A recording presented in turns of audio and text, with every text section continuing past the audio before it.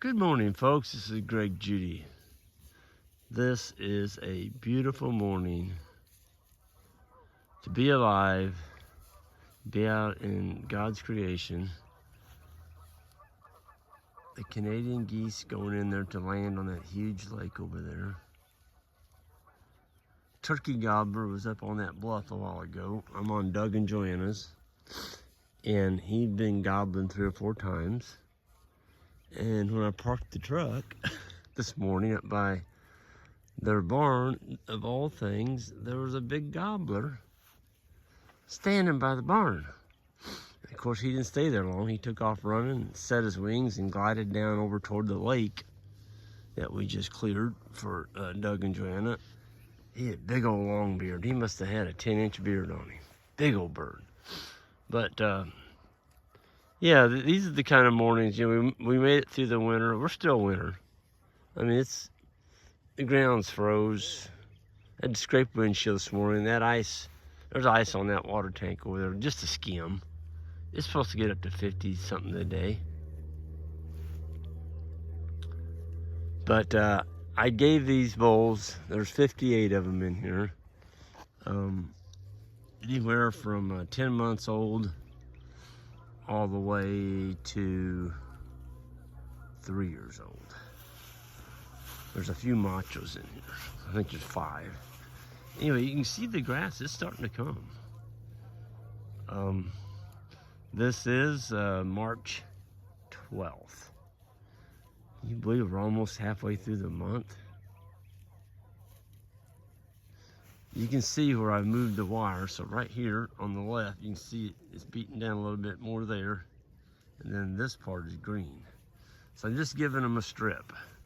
I've got 2 more strips down here already laid out. And then I'll go behind me up on the hill. And I've got, oh gosh,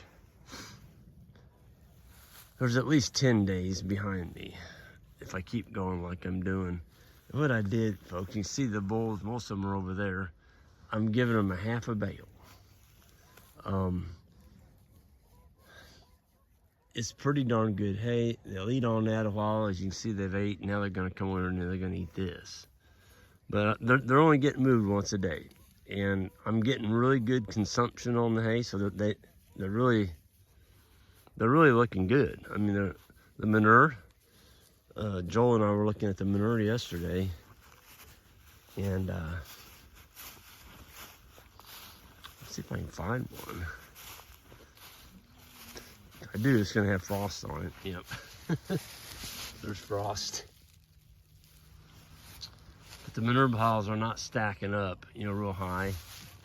The perfect consistency. Oh, there we go. Check this. There's one that hasn't been disturbed. Absolutely beautiful. It's froze. I mean, it's froze. It got cold last night. We're still burning wood. I'm gonna tell you what, that wood fire felt good this morning. Sure did. I love burning wood. Something about wood heat. It just sinks into your body. It's different than electric heat. It's a whole lot more economical, I can tell you that. We've got so much firewood that it's just nuts. It's a good problem to have, having lots of firewood. But you can see these bulls over here, they can't take it. They see these bulls grazing, and now they're gonna come over and check it out. The frost is coming off really quick this morning. So you can see the green. That's all spring growth, or early winter growth. It's fescue, Kentucky 31. Everybody curses it, and I'm like, give me some more of it. There's no other cool season grass in Missouri that I know of that'll make more money than Kentucky 31. And that's because it's already here. I don't have to buy it. I don't have to take a chance to spray my farm with a chemical to kill it and then plant something else that may not come up if you get in a drought. And you get rid of the animals that can't handle it. That's the way you handle Kentucky 31. And keep some clover in it. You know, how do you keep clover in fescue? Well, you beat it up. We've got more clover now on Doug and Joanna's than we did last year, and that's because we've increased our stocking density. We're putting more feed on the ground per inch, and we've stimulated the seed bank. I mean, up on that hill where the bulls are at, there's some of that pasture's got 25% clover in it now. And last year you had to hunt to find a clover plant. Now, I did put, was it one bag? And we had 2 bags. There was 2 bags, 2 50-pound bags on about 67 acres, I think there is here, open land. And I spread it pretty fast. It was going on a 30-foot swath with my broadcaster on the back of my four-wheeler. And that was last winter, and it would have been in February when I did that. Well, we got in a drought last year, and same things as the year before. And then we caught that 10 inches of rain in August. And it was just enough to get those seeds going. And they really are making some inroads. But, yeah. I don't know if y'all can see that house through that horizon over there. That's on their front yard, borders our new farm we just bought. That fastens onto the bull farm. So, they're gonna have a beautiful view. I went up and saw them, met them, knew them. I've known them for years. Used to play cards with them. 4-point pitch. And anyway, they are very, very excited to hear that Jan and I bought all the land that looks out over their property. They've got one heck of a view up there. They're right up on top of that hill.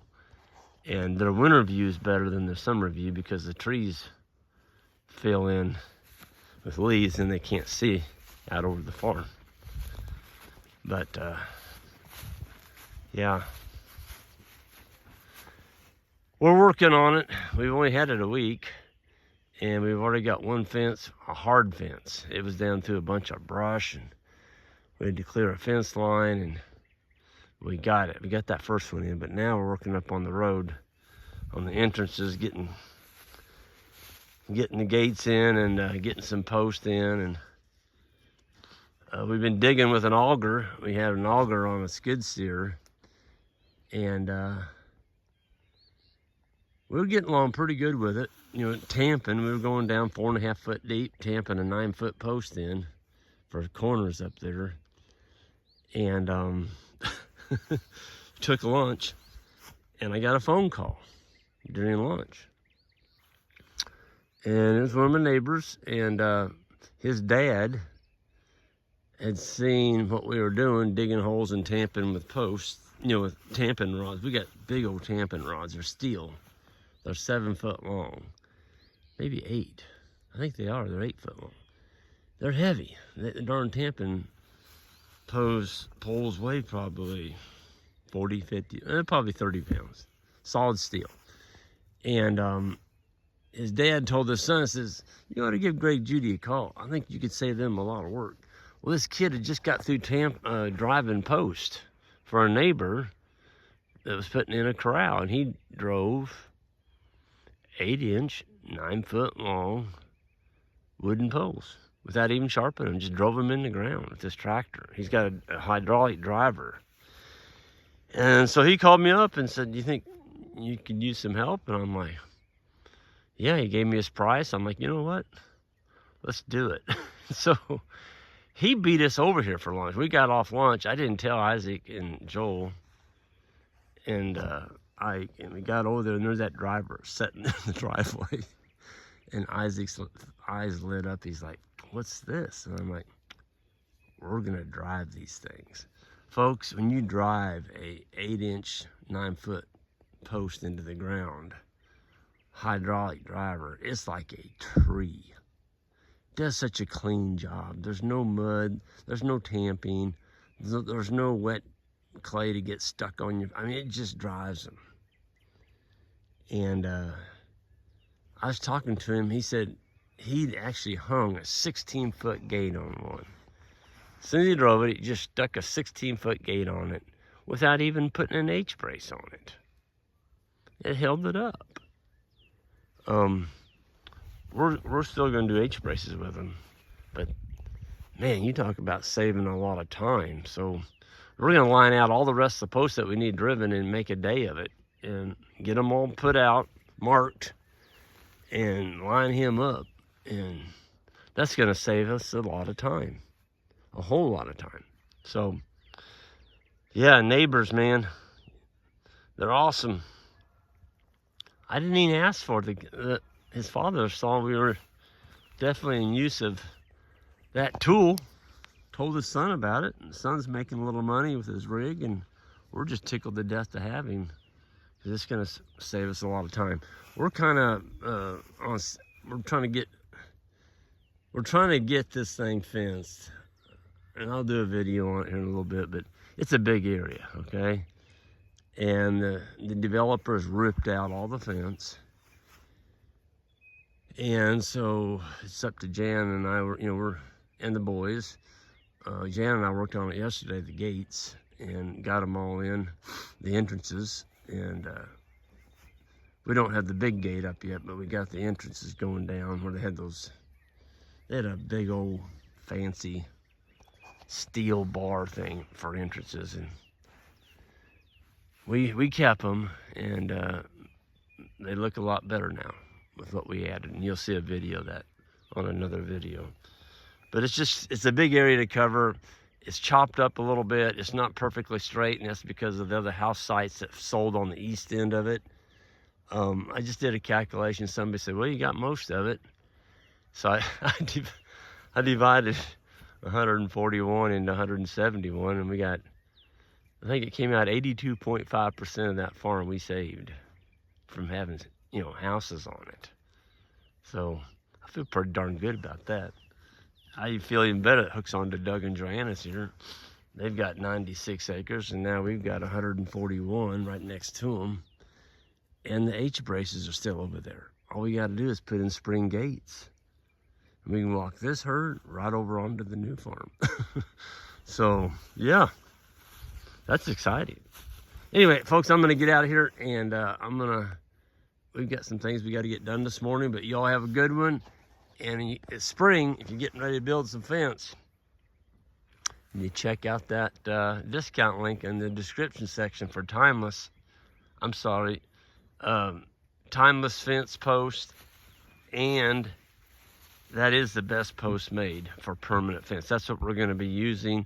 There is not a discount code for timeless, but if you're going to use those, I highly recommend them. They are the best permanent post made for electric fence, and that's what we're going to be using on this new farm exclusively for line post is timeless. You don't have to paint them, you don't have to drill them, you don't have to sharpen them, and that UV coating on them, and they're very flexible. If a deer hits them, you're not going to snap them off. And people say, oh, but they're pricey. No, they're not. Not if you figure in a barbed wire fence. If you're building barbed wire and you got to put a steel post every 12 feet, have you all bought any steel posts lately? They're not cheap. But look at that big old hawk. Anyway, I'm going to enjoy the rest of my morning out here with these animals. It's a beautiful day, and we'll see you all down the road. Have a good one.